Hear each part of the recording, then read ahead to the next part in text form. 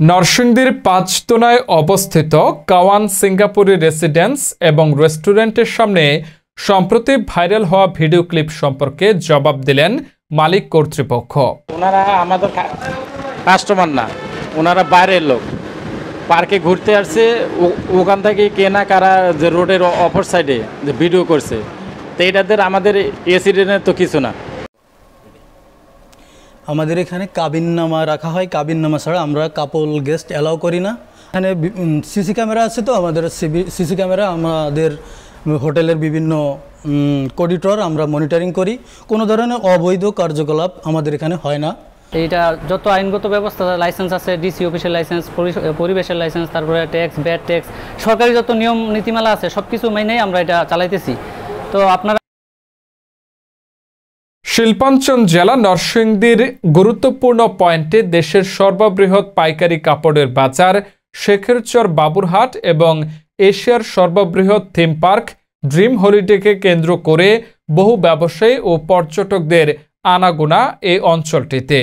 দূর দূরান্ত থেকে আসা ব্যবসায়ী ও পর্যটকদের কখনো কখনো রাত কাটানোর প্রয়োজন পড়ে, তাই দেশি বিদেশি পর্যটকদের জন্য প্রিমিয়াম কোয়ালিটির রেসিডেন্স এবং রেস্টুরেন্ট নির্মাণ করেন এক প্রবাসী বাংলাদেশি।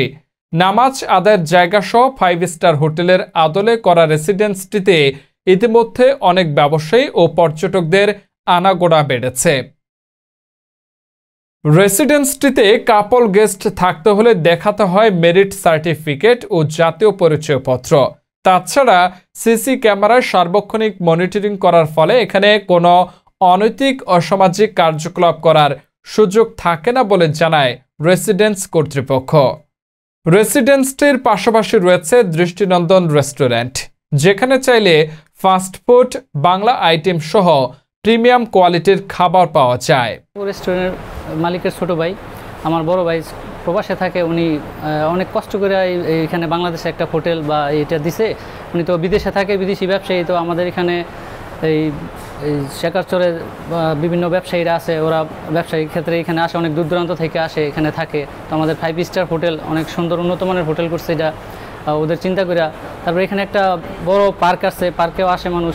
তো এই ধরনের চিন্তা করে আমাদের এখানে একটা হোটেল করা হয়েছে। তো এখন আমাদের শত্রুপক্ষ যারা আছে, এটা অনেক অনৈতিক কাজ, মানে কাজ চলে এরকম বিয়া দিতেছে, এখানে বলতেছে যে মানে বিভিন্ন কিছু এখানে অসামাজিক কিছু হয়, কিন্তু আসলে আমাদের এখানে এরকম কোনো কিছু হয় না। আমরা এইটা যত আইনগত ব্যবস্থা, লাইসেন্স আছে, ডিসি অফিসের লাইসেন্স, পরিবেশের লাইসেন্স, তারপরে ট্যাক্স, ব্যাড ট্যাক্স, সরকারি যত নিয়ম নীতিমালা আছে সব কিছু মেনেই আমরা এটা চালাইতেছি।